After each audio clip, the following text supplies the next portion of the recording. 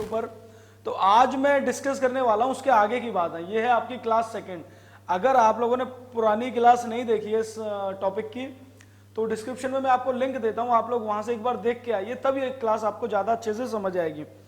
तो चैप्टर हमारा वही है, मैकेनिकल प्रॉपर्टीज ऑफ फ्लूइड्स। अच्छा, फ्लूइड क्या होते हैं ये मैंने आप लोगों के साथ डिस्कस कर लिया था। आप लोगों को बता था एनीथिंग दैट कैन फ्लो, यानी कोई भी ऐसी चीज जो फ्लो कर सकती है वो फ्लूइड की कैटेगरी में डाली गई। और हमारी दो कैटेगरी निकल के आते हैं फ्लूइड की, लिक्विड की और गैसेस की। और हमें इस चैप्टर में ज्यादा से ज्यादा क्या पढ़ना है, लिक्विड के बारे में। अच्छा, एक क्वेश्चन और डिस्कस किया था मैंने आप लोगों के साथ कि अगर किसी कंटेनर में आप कुछ फ्लूइड रखोगे तो वो फ्लूइड उस कंटेनर पर परपेंडिकुलरली फोर्स लगा रहा था। मैं प्रूफ कराया था आपको और मैंने बताया भी था फ्लूइड के केस में टेंजेंशियल स्ट्रेस की वैल्यू क्या होती है, जीरो होती है। टेंजेंशियल स्ट्रेस की वैल्यू क्या होती है, जीरो। अच्छा देखो, कंफ्यूज करने के लिए आपको यह भी पूछा जा सकता है क्या परफेक्टली जीरो होती है, तो यार आंसर है ना के बराबर होती है और उसे हम लगभग जीरो ही मान लेते हैं।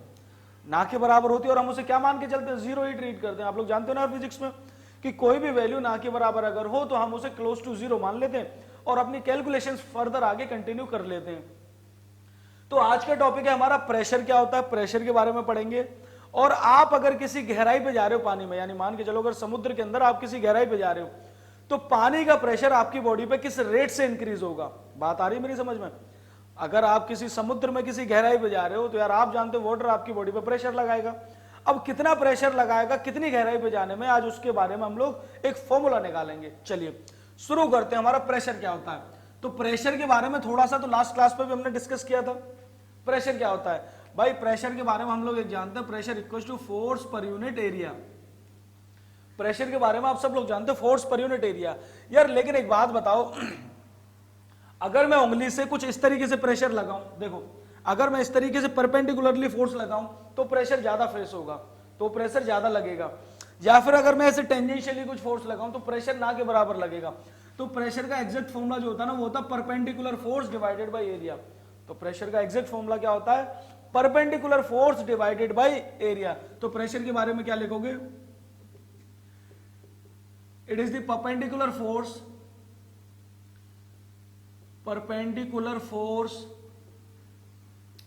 पर यूनिट एरिया। पर यूनिट एरिया आप लोग नोट्स बनाते चलिए साथ के साथ कि प्रेशर के बारे में हमने क्या पढ़ा कि प्रेशर जो होता है it is the perpendicular force per unit area. यानी यहां से आपका प्रेशर का फॉर्मूला आ गया, फोर्स कैसे, परपेंडिकुलर डिवाइडेड बाय एरिया।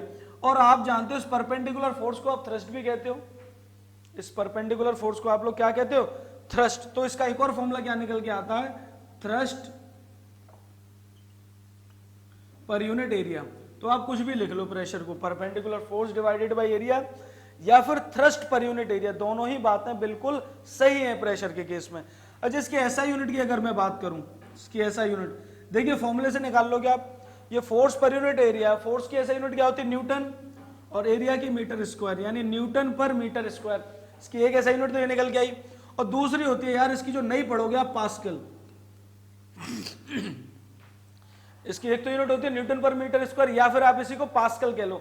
जब एटीएम या बार ये आगे आएंगे, जहां आएंगे मैं आपको साथ के साथ बता दूंगा, और भी रिलेशन निकल के आएंगे कुछ।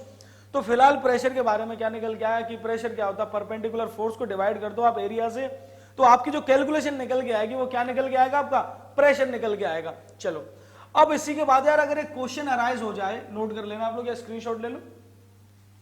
क्वेश्चन ये है कि अगर आप किसी गहराई में जा रहे हो, किसी डेप्थ पे जा रहे हो, आप किसी डेप्थ पे जा रहे हो, तो प्रेशर की वैल्यू किस रेट से चेंज होगी। तो आप हेडिंग डालो variation of pressure, variation of pressure, variation of pressure with depth, with depth. आप डेप्थ कुछ भी मान लो, आप डी मान लो या एच मान लो। यानी अगर आप किसी गहराई पे जा रहे हो तो किस रेट से प्रेशर की वैल्यू चेंज होगी। तो समझने के लिए देखना कि मैंने एक कंटेनर ले लिया, और इस कंटेनर में क्या फिल है बेटा, पूरा पानी। और ये पानी कैसा, रेस्ट की कंडीशन में है, ये पूरा पानी रेस्ट की कंडीशन में है। ये पहला केस ले रहा हूं कि अगर पानी रेस्ट पे होगा। अच्छा दूसरा केस भी बन सकता है कि पानी मोशन में होगा, यानी इसके पास अपना कुछ एक्सेलरेशन होगा, अभी वो नहीं, हम लोग पहला केस कर रहे हैं कि अगर पानी किस पे, रेस्ट पे। और मान के चलो यहां पे इस वाले पॉइंट पे आपको प्रेशर की वैल्यू फाइंड आउट करनी है। इस पॉइंट पे आपको प्रेशर की वैल्यू फाइंड आउट करनी है। और ये पॉइंट यहां से कितनी गहराई पे है, एच। एच कहां से यार, एच वाटर के लेवल से, जैसे वाटर लेवल यहां तक था तो यहां से एच गहराई पे है ये पॉइंट, यहां से एच। तो जिस पॉइंट पे आप लोग फाइंड आउट कर रहे हो वहां पे एक इमेजिनरी सिलेंडर एज्यूम कर लो। वहां पे क्या एज्यूम कर लो, एक इमेजिनरी सिलेंडर एज्यूम कर लिया आपने, एक इमेजिनरी सिलेंडर आपने एज्यूम कर लिया। तो अब देखो इस सिलेंडर को, अच्छा इस वाटर की डेंसिटी है यार रो, इसकी डेंसिटी क्या है, रो। ये वाटर नहीं, कुछ भी लिक्विड हो सकता है, और जो भी लिक्विड है ये उसकी डेंसिटी होगी रो। अब इस सिलेंडर को आप लोग क्या करो, बाहर निकालो। इस सिलेंडर को हम लोग क्या कर लेते हैं, चलो बाहर निकाल लेते हैं। ये सिलेंडर अगर मैंने बाहर निकाल लिया आपको समझाने के लिए, तो आप देखिए भाई ये वाटर का लेवल था, ऊपर से एक एटमॉस्फेयर का प्रेशर लग रहा होगा P नॉट। भाई एटमॉस्फेयर भी तो प्रेशर लगा रहा होगा, और उस एटमॉस्फेयर के प्रेशर को मैंने माना P नॉट। तो यहां पे अपर लेयर में एक एटमॉस्फेयर का प्रेशर लग रहा होगा P नॉट, और आप जानते हो एक बात बताओ, और नीचे से वाटर का प्रेशर लग रहा होगा P, ऊपर से एटमॉस्फेयर का प्रेशर लग रहा है, ठीक है, और नीचे से वाटर का प्रेशर। और प्रेशर हमेशा कैसे लगता है, परपेंडिकुलर। हमने एक फॉर्मूला पढ़ा था, प्रेशर इक्वल टू, अभी थोड़ी देर पहले, फोर्स पर यूनिट एरिया। और यहां से अगर आप फोर्स निकालोगे तो क्या निकल के आएगी, प्रेशर इनटू एरिया। फोर्स निकालोगे तो आप कैसे निकल के आएगी, प्रेशर इनटू एरिया। और ये फोर्स कैसी होती है, परपेंडिकुलरली। तो यहां पे कौन सी फोर्स निकल के आ रही होगी, P नॉट इंटू ए। भाई इसका एरिया ऑफ क्रॉस सेक्शन आप ए मान लो, जब इसका area of cross section A है तो इसका भी एरिया ऑफ क्रॉस सेक्शन क्या होगा, ए। तो यानी ऊपर से सिलेंडर पे कौन सी फोर्स लग रही होगी, P नॉट इंटू ए। क्यों लगी, देखो मैंने बताया ना आपको, प्रेशर का फॉर्मूला होता है फोर्स पर यूनिट एरिया। तो फोर्स की फॉर्मूला, भाई ऊपर से अपर लेयर में आपका प्रेशर है P नॉट, तो आपकी फोर्स की वैल्यू आई P नॉट इंटू ए, ये P नॉट इंटू ए। एक बात बताओ, तो सिमिलर वे में नीचे से कौन सी फोर्स लग रही होगी, P इंटू ए। सेम वे में नीचे से कौन सी फोर्स लग रही होगी, P इंटू ए। और एक बात बताओ, इस बॉडी का अपना कुछ मास था खुद का, ये बॉडी जो थी, तो इस पे एक डाउनवर्ड में mg फोर्स भी तो लग रही होगी। इसमें डाउनवर्ड में कौन सी फोर्स लग रही होगी, mg फोर्स। और अगर आप चाहते हो कि ये सिलेंडर अपनी एक स्टेबल पोजीशन पे रहे, भाई इस पे कुछ ऊपर से फोर्सेस लग रही है, कुछ नीचे से फोर्सेस लग रही हैं, और आप चाहते हो कि ये इक्विलिब्रियम में रहे, तो ये इक्विलिब्रियम में कब रहेगा, जब ये फोर्सेस इक्विलिब्रियम में हो। जब ये फोर्सेस कैसी हो, इक्विलिब्रियम में। और इक्विलिब्रियम में forces, for forces to be in equilibrium, for forces to be in equilibrium, देखिए फोर्सेस इक्विलिब्रियम में कैसे होंगी, net downward force equal to net upward force कर दो। चलिए देखते हैं, देखो नेट डाउनवर्ड में कौन कौन सी फोर्स लग रही है, एक तो mg लग रही है और एक P नॉट ए लग रही है डाउनवर्ड में। एक तो आपकी P नॉट ए और एक mg, तो दोनों को जोड़ दो, और ये किसके बराबर होंगी, नेट डाउनवर्ड फोर्स। यार ये तो आप force and laws of motion में पढ़ के आए हो, फोर्सेस को आप इक्विलिब्रियम में कैसे करते हो, नेट डाउनवर्ड फोर्स इक्वल कर दो नेट अपवर्ड फोर्स के। और देखिए ये नेट डाउनवर्ड फोर्स है, और अपवर्ड में एक ही फोर्स लग रही है यार, बस P है, तो ये सब बराबर हो जाएंगे, ये सब क्या हो जाएंगे यार आपके बराबर। अब देखिए यार यहाँ पे मास आ रहा है, अब मास की आप वैल्यू कैसे रिप्लेस कर सकते हो, भाई फॉर्मूला होता है density equals to mass upon volume. ये फॉर्मूला होता है आपके पास, density equals to mass upon volume. अच्छा डेंसिटी हमारे पास इस लिक्विड की क्या है, रो, डेंसिटी है हमारे पास रो, और मास की वैल्यू m मान लीजिए, और वॉल्यूम क्या है इसका, भाई वॉल्यूम देखिए, वॉल्यूम का फॉर्मूला होता है हमारा length into breadth into height, length into breadth into height. और लेंथ इंटू ब्रेथ क्या होता है आपका, एरिया, यानी एरिया इंटू हाइट। और देखिए एरिया ऑफ क्रॉस सेक्शन तो मैंने इसका a माना है, और इसकी हाइट क्या है, इस सिलेंडर की हाइट है यार h, इस सिलेंडर की हाइट क्या है h। देखिए मैंने यहां बताई थी आपको कि ये जो वाटर का ये लेवल है, ये यहां से ये सिलेंडर की हाइट ये हमारी h, क्लियर है। अच्छा ये सिलेंडर ना, सॉरी देखो ये मैंने ऊपर बना दिया, पूरा ऊपर तक बनेगा, ये सिलेंड्रिकल सरफेस पूरा ऊपर तक बनेगा, तो ऊपर तक बनेगा तो इसकी भी हाइट क्या मानी जाएगी, इसकी हाइट आप h ही मानोगे। क्लियर, नहीं आई बात समझ में। भाई ये सिलेंडर का सरफेस मैंने थोड़ा सा गलत बना दिया, ये एक्चुअली ऊपर तक बनेगा, और मैंने आपको बताई थी कि ये हाइट कहां से कहां तक है, इस लेयर से लेके यहां तक है।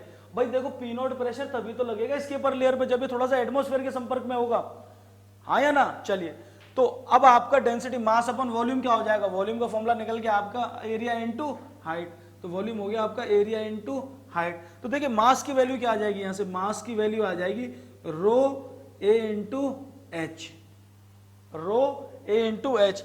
इस वैल्यू को रिप्लेस कर देते हैं यहाँ पे, देखिए यहाँ रिप्लेस करेंगे तो क्या होगा, P A equals to P naught A plus M की जगह आएगा रो ए एच और साथ में जी।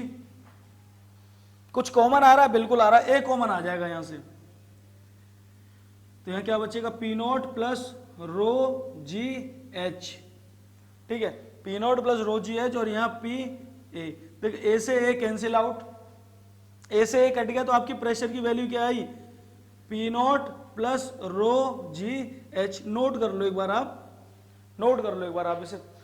देखो यहां से क्या कंक्लूजन निकल के आ रहा है कि ये जो है ना प्रेशर, ये पी एट एनी पॉइंट है, यानी ये अगर आप यहां तक जाओगे पानी में तो इस पॉइंट का प्रेशर होगा, आप और नीचे आओगे तो उस पॉइंट का प्रेशर होगा, तो इसका कंक्लूजन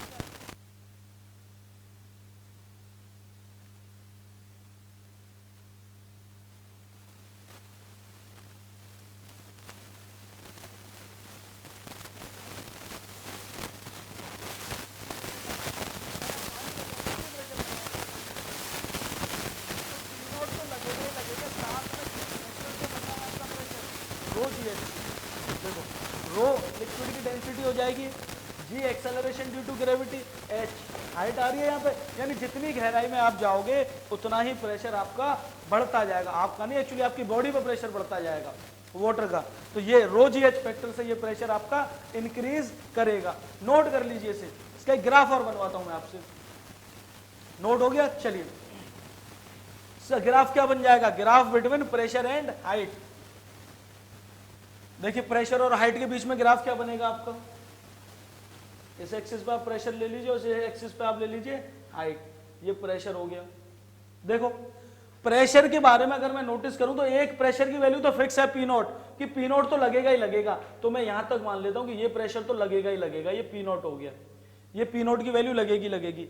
और उसके बाद जैसे जैसे आप गहराई में जा रहे हो, जैसे जैसे आप हाइट बढ़ रही है, प्रेशर आपकी बॉडी पे इंक्रीज करते जा रहा है, तो उसके बाद ये ग्राफ कुछ ऐसा आ जाएगा, यानी ये आ गया आपका graph between pressure and height. देखो नोटिस करके देखो कि यार ये वाली वैल्यू तो आपकी फिक्स हो ही गई, ये वाली वैल्यू तो आपकी फिक्स हो ही गई पी नॉट। इसके साथ साथ देखो अगर मैं इस पॉइंट पे ले रहा हूं, ये पॉइंट देखिए, यहां पे अगर आप किसकी वैल्यू फाइंड आउट करना चाह रहे हो, प्रेशर की आपकी बॉडी पे, देखो ये यहां, ये यहां, तो यहां पे कुछ ये वैल्यू है, आप आगे बढ़े देखो हाइट इंक्रीज कर रही है, और हाइट के साथ साथ आपकी बॉडी में प्रेशर भी इंक्रीज कर रहा है। आ रही है बस समझ में? तो ये है आपका graph between pressure and height. I hope आपको ये टॉपिक बहुत अच्छे से क्लियर भी हो गया होगा।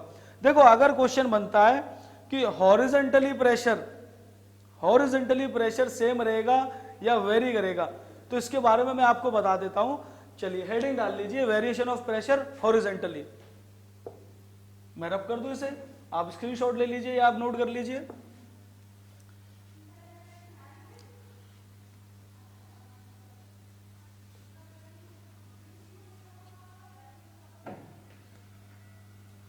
वेरिएशन ऑफ प्रेशर हॉरिजॉन्टली, यानी हॉरिजॉन्टली आपकी बॉडी पर प्रेशर किस रेट से चेंज होगा भी या नहीं होगा या सेम रहेगा।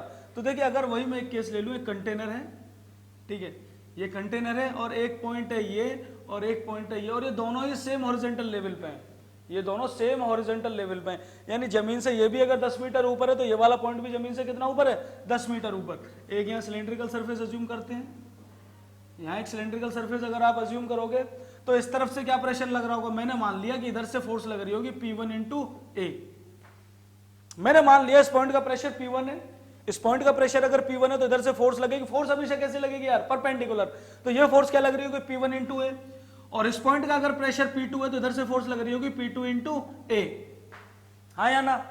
अच्छा एक बात बताओ, अगर ये आपका एक सिलेंडर था, कोई भी एक कंटेनर था, तो यहां तक पानी भरा होगा, इसमें यहां तक पानी भरा होगा, तो यहां से इस पॉइंट से देखो, इस पॉइंट से सेम गहराई पे ये वाला पॉइंट भी, और इस पॉइंट से सेम गहराई पे ये वाला पॉइंट भी, तो यहां से अगर मैं अज्यूम करता कोई एक सिलेंडर, यहां से कोई एक सिलेंडर में अज्यूम कर रहा होता, तो इस पॉइंट पे प्रेशर की वैल्यू क्या आती, ये मान लो कितनी हाइट पे आए हो आप, h हाइट पे आए हो, तो यहां पे वैल्यू क्या आ रही होती, ऊपर से P नॉट लग रहा होता, यानी इस जगह पे प्रेशर क्या आ रहा होता निकल के, ये वाला pressure P not plus rho G H, यहां से आप आ रहे होते तो यही वैल्यू निकल के आनी थी, P not plus rho G H. अभी डेरिवेशन किया है, h क्या होती थी हाइट, g आपकी एक्सेलरेशन ड्यू टू ग्रेविटी, रो आपकी डेंसिटी, और P नॉट तो लगेगा ही लगेगा। और इधर से भी ये वाली आपकी कौन सी हो गई, ये आप ये कह सकते हो कि इस पॉइंट पे प्रेशर हो गया P1, ये इस पॉइंट पे प्रेशर हो गया P1। सेम वे में अगर आप यहां से एक सिलेंड्रिकल एज्यूम करोगे फिगर, तो यहां भी आपका P2 की वैल्यू क्या निकल के आनी थी, यहां से आपकी P2 की वैल्यू निकल के आनी थी वही सेम बिल्कुल P0 plus rho G H. यार हाइट सेम है ना, मैंने बता दिया। सेम हॉरिजॉन्टल लेवल का मतलब है ऊपर से अगर 10 मीटर इधर तो इधर से भी 10 मीटर इधर। और आप देख रहे हो कि ये दोनों प्रेशर की वैल्यू कैसी है, सेम। ये दोनों प्रेशर की वैल्यू अगर सेम है तो यार यहां से ये P1A और P2A आपस में बराबर हो जाएगा। P1A इक्वल टू किसके बराबर हो जाएगा, P2A के। A से A कट गया, P1 इक्वल टू P2 हो गया ना। यार इतना करने की जरूरत भी नहीं है, यहीं से प्रूफ हो गया ना ये तो, कि दोनों प्रेशर कैसे आ रहे हैं, सेम। लेकिन ये ध्यान रखना, ये वाला केस कब एप्लीकेबल होगा आपका, when the fluid is non accelerated.